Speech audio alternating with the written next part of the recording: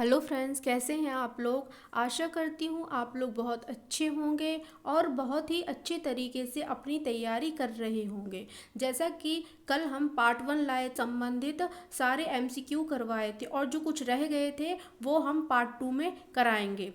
तो जो पार्ट 2 है ये देखना ना भूलें। और कुछ बच्चों ने बोला था कि अधिनियम, तो अधिनियम हमारे सर करा रहे हैं तो वो आप देखना ना भूलें। और सर ने वो प्रजनन तंत्र की भी वीडियो अपलोड कर दी है तो उसको भी जल्दी से देख लेना, जिससे कि आपकी तैयारी और अच्छी हो जाए। तो चलिए आज का सेशन हम स्टार्ट करते हैं। तो ये रहा आज का हमारा पहला क्वेश्चन। तो पहला है, राष्ट्रीय क्षय रोग उन्मूलन कार्यक्रम का लक्ष्य भारत को किस वर्ष तक टीबी मुक्त बनाना है। 2025, 2030, 2035 या 2040। तो इसका आंसर क्या हो जाएगा, 2025।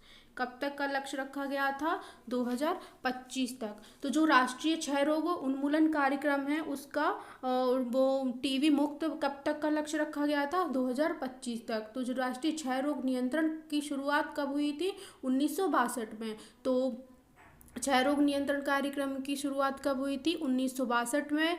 और ये कहाँ से शुरू हुई थी, अनंतपुर, आंध्र प्रदेश के अनंतपुर से शुरू की गई थी। भारत में टीबी रोगियों के उपचार और अलगाव के लिए पहला खुला वायु सैनिटोरियम 1906 में अजमेर के पास तिलुआनिया में स्थापित किया गया था। कहाँ किया गया था, तिलुआनिया में। और कब किया गया था, 1906 में। और जो राष्ट्रीय क्षय रोग संस्थान है वो कहाँ है, बेंगलुरु में। कहाँ है, बेंगलुरु में है। और इसकी स्थापना कब की गई थी, 1959 में। तो राष्ट्रीय क्षय रोग संस्थान बेंगलुरु में है, जिसकी स्थापना 1959 में की गई थी। जो राष्ट्रीय क्षय रोग कार्यक्रम है इसके अंतर्गत एक योजना भी चलाई गई थी जिसका नाम है निक्षय पोषण योजना, जिसमें रोगियों को 500 रुपये उपचार के लिए सहायता दी जाती थी। कितने रुपए, 500 रुपये। और निक्षय पोषण योजना के तहत रोगियों को 500 रुपये का आर्थिक सहायता प्रदान की जाती थी। तो अगला क्वेश्चन है, सघन मिशन इंद्रधनुष किस वर्ष शुरू किया गया था। तो ऑप्शन है 2015, 2016, 2017 या 2018। तो जो सघन मिशन इंद्रधनुष है वो किस वर्ष शुरू किया गया था, 2017 में। कब किया गया था, 2017 में। अगला क्वेश्चन है, राष्ट्रीय स्वास्थ्य मिशन के तहत आशा कार्यकर्ताओं को प्रति माह कितनी प्रोत्साहन राशि दी जाती है। तो ऑप्शन है 1000, दूसरा है 1500, तीसरा है 2000 या चौथा है 2500 रुपये। तो कितने दिए जाते हैं, तो 2000। तो क्या आंसर क्या हो जाएगा, 2000 रुपये। तो जो राष्ट्रीय स्वास्थ्य मिशन है ये कब शुरू हुआ था, 12 अप्रैल 2005 को। कब शुरू हुआ था, 12 अप्रैल 2005 को प्रधानमंत्री द्वारा। तो ये माननीय प्रधानमंत्री द्वारा 12 अप्रैल 2005 को शुरू हुआ था। तो अगला क्वेश्चन है, आयुष्मान भारत योजना के अंतर्गत लाभार्थी को अस्पताल में भर्ती होने से पहले और बाद में कितने दिनों तक मुफ्त इलाज की सुविधा दी जाती है या सुविधा मिलती है। तो ऑप्शन है 5 दिन पहले और 10 दिन बाद। दूसरा है 3 दिन पहले और 15 दिन बाद। तीसरा है 10 दिन पहले और 20 दिन बाद। और चौथा है 7 दिन पहले और 7 दिन बाद। तो इसका आंसर क्या हो जाएगा, 3 दिन पहले और 15 दिन बाद। तो इसके अंतर्गत कितने दिन की मुफ्त इलाज मिलता था, 3 दिन पहले और 15 दिन बाद में। जो आयुष्मान भारत योजना है तो इसके अंतर्गत कितनी जांचें निःशुल्क की जाती थी, 134। कितनी, 134 जांचें निःशुल्क की जाती थी। अगला क्वेश्चन है,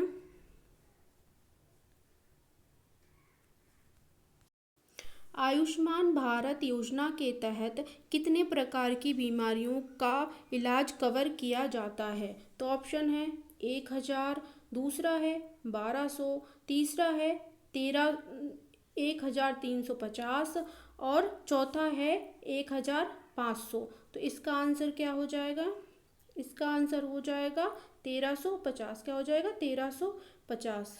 अगला क्वेश्चन है, मानसिक स्वास्थ्य देखभाल अधिनियम किस वर्ष लागू हुआ था?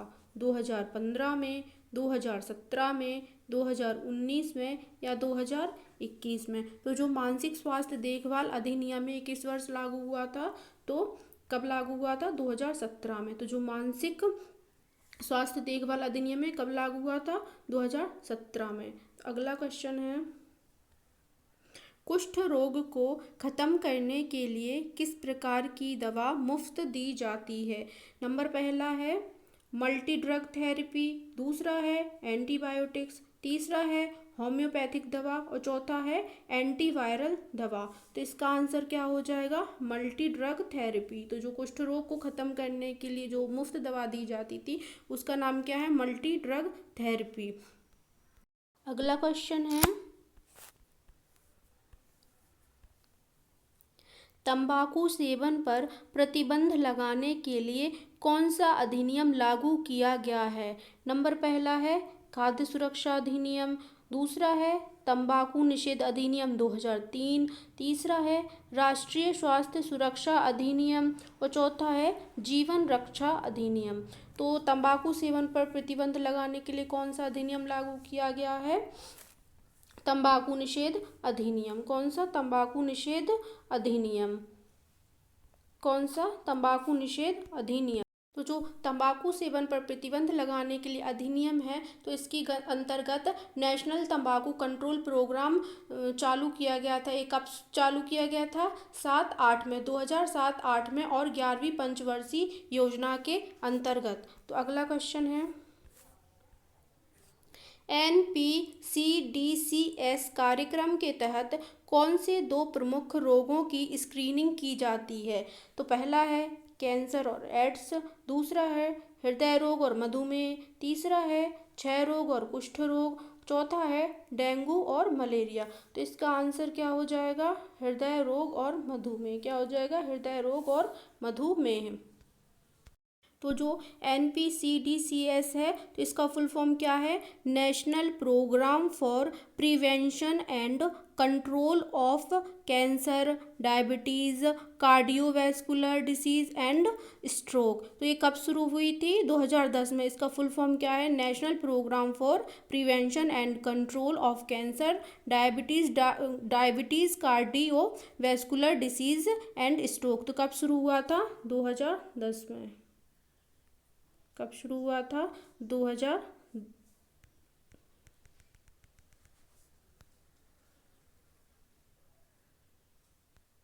ये कब शुरू हुआ था? 2010 में। कब शुरू हुआ था? 2010 में। अगला क्वेश्चन है, राष्ट्रीय क्षय रोग नियंत्रण कार्यक्रम भारत में किस वर्ष शुरू किया गया था? ऑप्शन नंबर पहला है 1995 में, दूसरा है 1962 में, तीसरा है 1975 में और चौथा है 1980 में। तो ये कब शुरू किया गया था? 1962 में। तो कब शुरू किया गया था? 1962 में। राष्ट्रीय क्षय रोग नियंत्रण कार्यक्रम शुरू किया गया था 1962 में। और जो क्षय रोग है इसके अन्य नाम क्या क्या हैं? यक्षमा, क्षय रोग, सफ़ेद प्लेग। तो जो विश्व टीबी दिवस है जब कब मनाया जाता है? 24 मार्च को। और इसकी थीम क्या थी 2024 की? S V can end TB. क्या नाम था? क्या थीम थी? S V can end TB. तो जो टीबी शब्द है जो मतलब तपेदिक शब्द है तो वो किसने गढ़ा था? 1834 में जोहान सॉनलेन ने गढ़ा था। किसने? 1834 में जोहान सॉनलेन ने गढ़ा था। और जो टीबी का टेस्ट होता है तो वो कौन सा टेस्ट होता है? मॉन्टेक्स टेस्ट और पीपीडी। तो जो मॉन्टेक्स टेस्ट और पीपीडी, तो एक कौन सा टेस्ट है? स्किन टेस्ट होता है। कौन सा? स्किन टेस्ट होता है जो 5 साल के कम बच्चों के लिए किया जाता है। और टीबी से संबंधित एक और टेस्ट होता है जिसे इगरा बोलते हैं। तो इगरा का फुल फॉर्म क्या है? इंटरफेरॉन गामा रिलीज एसे। तो कौन सा टेस्ट है? इगरा, जो ब्लड टेस्ट है। अगला क्वेश्चन देखते हैं, भारत सरकार ने RNTCP कब शुरू किया? ऑप्शन नंबर पहला है 1985 में, दूसरा है 1993 में, तीसरा है 1997 में या चौथा है 2000 में। तो इसका आंसर क्या हो जाएगा? 1997 में। क्या हो जाएगा? 1997। जो RNTCP है इसका फुल फॉर्म याद रखना है, revised national TB control programme. क्या है? Revised national TB control programme. अगला क्वेश्चन है, RNTCP के तहत अपनाई गई मुख्य रणनीति कौन सी थी? नंबर पहला है डॉट्स, दूसरा है VCG, तीसरा है आयुर्वेदिक उपचार या चौथा है होम्योपैथिक चिकित्सा। तो इसका आंसर क्या आ जाएगा? डॉट्स। क्या आ जाएगा? डॉट्स। डॉट्स का फुल फॉर्म क्या है? Directly observe treatment short course. क्या है? Directly observe treatment short course है। अगला क्वेश्चन है, 2017 में भारत सरकार द्वारा शुरू की गई टीवी उन्मूलन योजना का नाम क्या है? टीवी मुक्त भारत अभियान, दूसरा है national strategic plan for TV elimination, तीसरा है राष्ट्रीय टीवी सुरक्षा योजना और चौथा है स्वस्थ भारत टीवी मिशन। तो इसका आंसर क्या आ जाएगा? National strategic plan for TV elimination. Answer क्या आ जाएगा? National strategic plan for TV elimination. अगला क्वेश्चन है, टीवी की पुष्टि के लिए प्रयोग की जाने वाली आधुनिक डायग्नोस्टिक तकनीक कौन सी है? तो ऑप्शन नंबर पहला है एक्सरे, दूसरा है CV नाट, तीसरा है CT स्कैन, चौथा है MRI। तो इसका आंसर क्या आ जाएगा? CV नाट, CVNAAT या CV नाट बोलेंगे इसको। अगला क्वेश्चन है,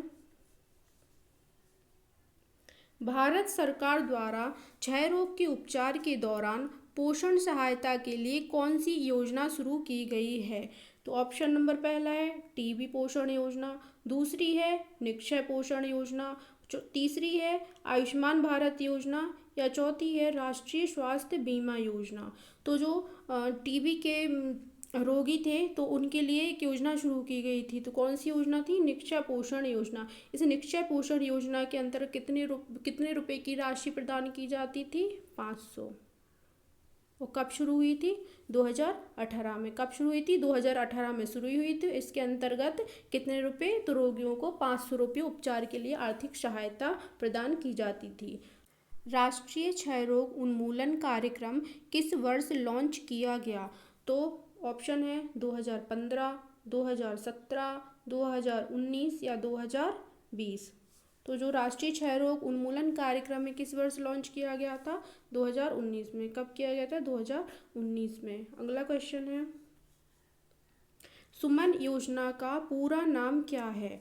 नंबर पहला है सुरक्षित मातृत्व अभियान, दूसरा है सुरक्षित मातृत्व आश्वासन, तीसरा है स्वास्थ्य मातृत्व योजना और चौथा है सशक्त मातृत्व कार्यक्रम। तो इसका आंसर क्या हो जाएगा? सुरक्षित मातृत्व आश्वासन। क्या हो जाएगा? सुरक्षित मातृत्व आश्वासन।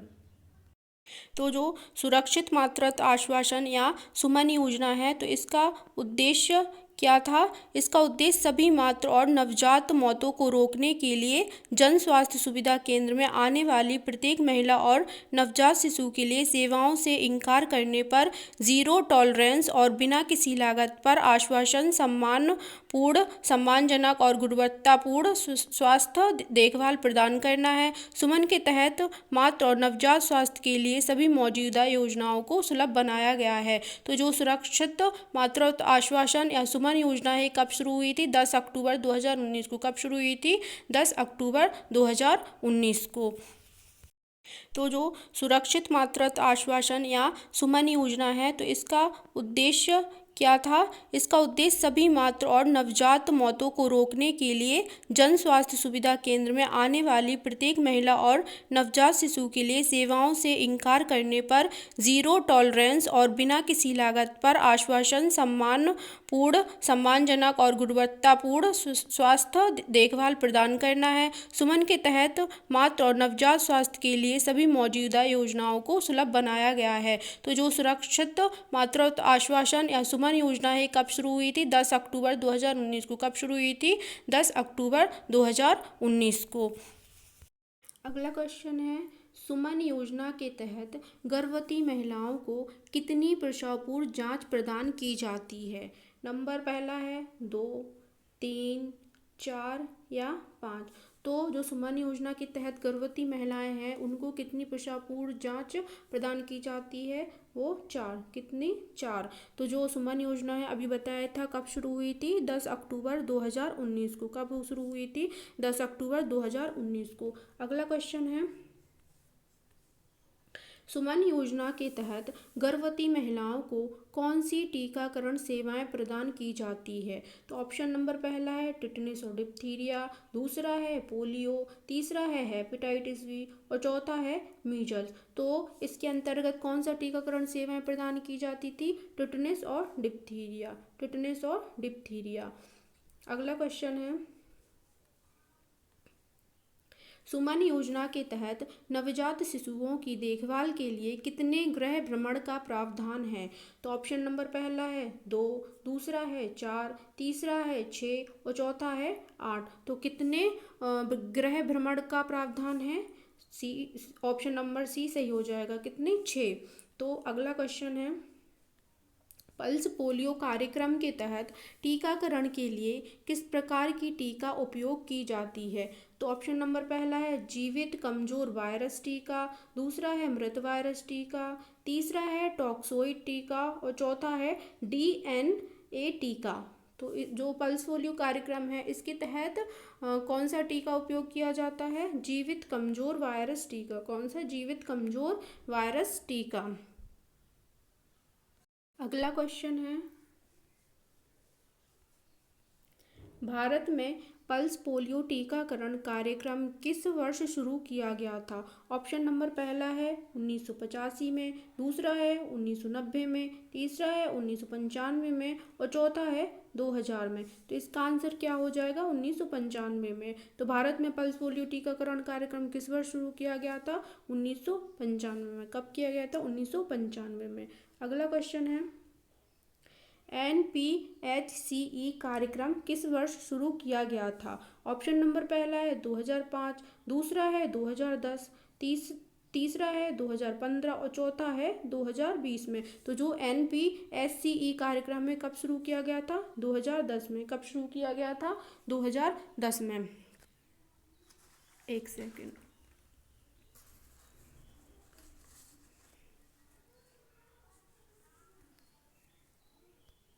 और जो NPHCE कार्यक्रम है तो जो 2010 में शुरू हुआ, तो NPHCE का फुल फॉर्म क्या है? National programme for health care of elderly. तो इसका फुल फॉर्म क्या है? National programme for health care of elderly. अगला क्वेश्चन देखते हैं, NPHCE कार्यक्रम के तहत बुजुर्गों के लिए पुनर्वास सेवाएं किस स्तर पर प्रदान की जाती है? तो ऑप्शन नंबर पहला है उपकेंद्र, दूसरा है प्राथमिक स्वास्थ्य केंद्र, तीसरा है सामुदायिक स्वास्थ्य केंद्र और चौथा है जिला अस्पताल। तो इसका आंसर क्या हो जाएगा? सामुदायिक स्वास्थ्य केंद्र। क्या हो जाएगा? सामुदायिक स्वास्थ्य केंद्र। जो NPHCE है कब शुरू हुई थी? 2010 में। कब शुरू हुई थी? 2010 में। अगला क्वेश्चन है,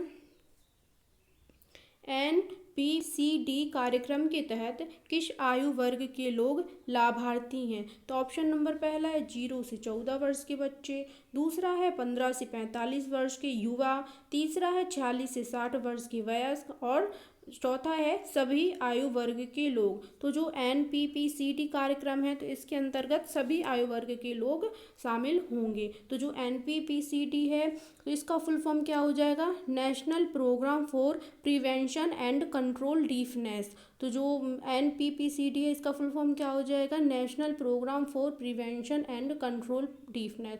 जो फुल फॉर्म है वो बहुत इम्पोर्टेंट होते हैं क्वेश्चन पेपर में, तो वो कुछ कभी शॉर्ट फॉर्म में भी पूछ सकते हैं और कभी इसका पूरा नाम भी दे सकते हैं। कभी शॉर्ट फॉर्म दे के पूछ सकते हैं इसका फुल फॉर्म क्या है। तो दोनों ही याद रखना बहुत ही महत्वपूर्ण है। अगला क्वेश्चन है, भारत में राष्ट्रीय एड्स नियंत्रण कार्यक्रम किस वर्ष शुरू किया गया था? तो ऑप्शन नंबर पहला है 1986 में, दूसरा है 1992 में, तीसरा है 1999 में और चौथा है 2005 में।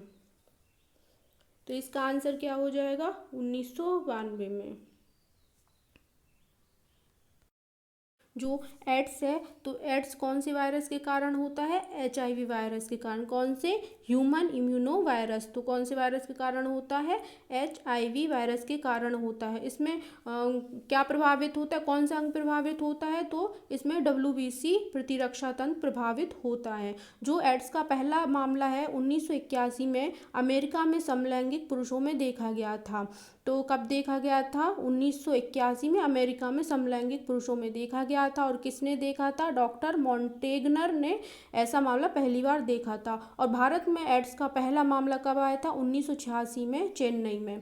कब आया था? 1986 में चेन्नई में वेश्या में देखा गया था। जो HIV वायरस है ऐसा वायरस है जो चल मानव शरीर में पाया जाता है तथा मनुष्य की रोग प्रतिरोधक क्षमता को नष्ट कर देता है। तो जो भारत की HIV जांच नीति है तो उसके अंतर्गत कैसे जांच, मतलब जांच स्वेच्छा से हो, ज़बरदस्ती किसी की जांच नहीं कर सकते। उसमें जो जिसको भी एड्स है उसकी जांच उसकी स्वेच्छा से होनी चाहिए। जांच के पहले बाद में परामर्श अनिवार्य है। जांच रिपोर्ट की गोपनीयता रखी जाती है। तो जो जिसको एड्स होता है उसकी जांच होती है तो उसकी जांच की गोपनीयता रखी जाती है। तो जो एड्स है तो ये किन कारणों से हो जाता है? तो संक्रमित सुई से हो जाता है, संक्रमित ब्लड के माध्यम से हो जाता है, संक्रमित व्यक्ति के रक्त व अंगदान से हो सकता है, असुरक्षित यौन संबंध से हो सकता है, समलैंगिकता व अननेचुरल सेक्स से हो सकता है, गर्भावस्था में भी हो सकता है और बैक्टीरिया युक्त उपकरणों के प्रयोग से भी हो सकता है। तो और एड्स किस परिस्थितियों में नहीं फैलता है? संक्रमित व्यक्ति को छूने से नहीं फैलता है, संक्रमित व्यक्ति के पास खाना खाने से नहीं फैलता है, संक्रमित व्यक्ति के गले मिलना व किस करने, कीड़े के काटने से और साथ में नहाने से नहीं फैलता है। अगला क्वेश्चन है, प्रधानमंत्री राष्ट्रीय डायलिसिस योजना किस बीमारी से संबंधित है? ऑप्शन नंबर पहला है हृदय रोग, दूसरा है किडनी रोग, तीसरा है मधुमेह और चौथा है कैंसर। तो इसका आंसर क्या आ जाएगा? किडनी रोग। जो किडनी रोग, जैसे किडनी किसी की खराब हो जाती तो उसके डायलिसिस किए जाते हैं। जो प्रधानमंत्री राष्ट्रीय डायलिसिस योजना है ये कब शुरू हुई थी? 2016-17 में। कब शुरू हुई थी? 2016-17 में। प्रधानमंत्री राष्ट्रीय डायलिसिस योजना कब शुरू हुई थी? 2016-17 में शुरू हुई थी। जो प्रधानमंत्री राष्ट्रीय डायलिसिस योजना है तो इसके अंतर्गत स्वास्थ्य एवं परिवार कल्याण मंत्रालय ने जो BPL धारक रोगी के लिए गुर्दे की देखभाल सेवाओं को सुलभ और सस्ती बनाने के लिए सभी जिला अस्पतालों में केंद्रीय बजट 16-17 में सार्वजनिक निजी भागीदारी मोड पे राष्ट्रीय स्वास्थ्य मिशन के तहत प्रधानमंत्री राष्ट्रीय डायलिसिस कार्यक्रम का शुभारंभ किया था। तो ये समझ में आ गया होगा। अगला क्वेश्चन देखते हैं। अगला क्वेश्चन है, राष्ट्रीय आपातकालीन जीवन रक्षा योजना का मुख्य उद्देश्य क्या है? ऑप्शन नंबर पहला है सड़क दुर्घटनाओं में घायल लोगों को मुफ्त इलाज, दूसरा है सभी नागरिकों को मुफ्त दवा, तीसरा है अस्पतालों में आपातकालीन सुविधाएं बढ़ाना और चौथा है सभी सरकारी अस्पतालों में निःशुल्क ऑपरेशन सेवा। तो इसका आंसर क्या हो जाएगा? सड़क दुर्घटनाओं में घायल लोगों का मुफ्त इलाज। अगला क्वेश्चन है, RSVY योजना के तहत प्रति परिवार अधिकतम कितनी बीमा राशि दी जाती है? तो इसका आंसर हो जाएगा 10,000, दूसरा है 30,000, तीसरा है 50,000 और चौथा है 1,00,000 रुपये। तो इसका आंसर क्या हो जाएगा? 30,000 रुपये। क्या हो जाएगा? 30,000 रुपये। अगला क्वेश्चन है,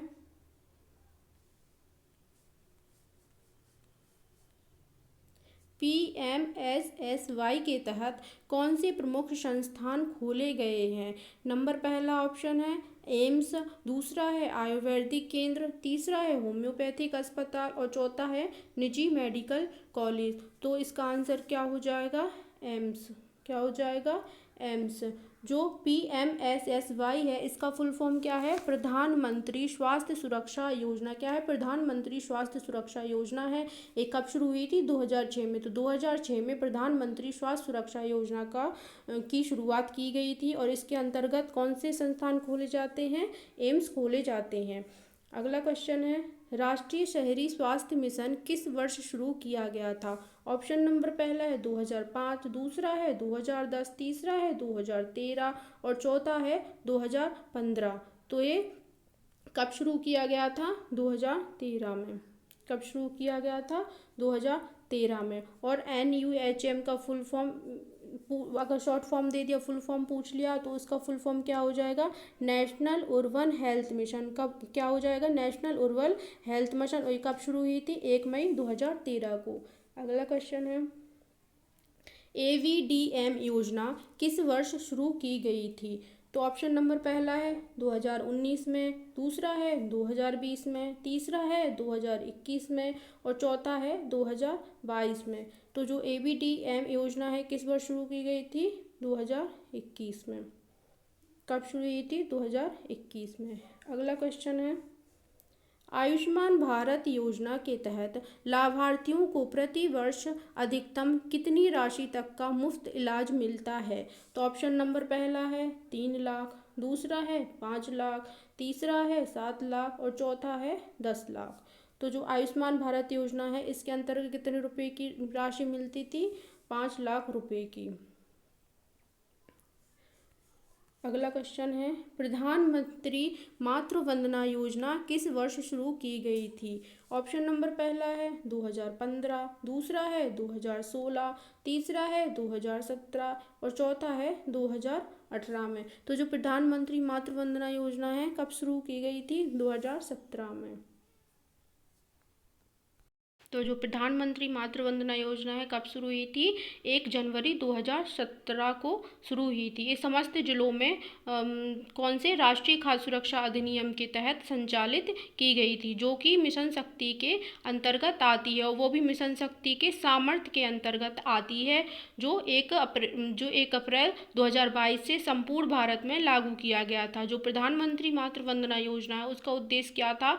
गर्भवती महिलाओं को मजदूरी की हानि की आंशिक क्षतिपूर्ति के रूप में नगद प्रोत्साहन प्रदान करने के लिए साथ साथ द्वितीय प्रसव पर बालिका जन्म को प्रोत्साहन प्रदान करना है।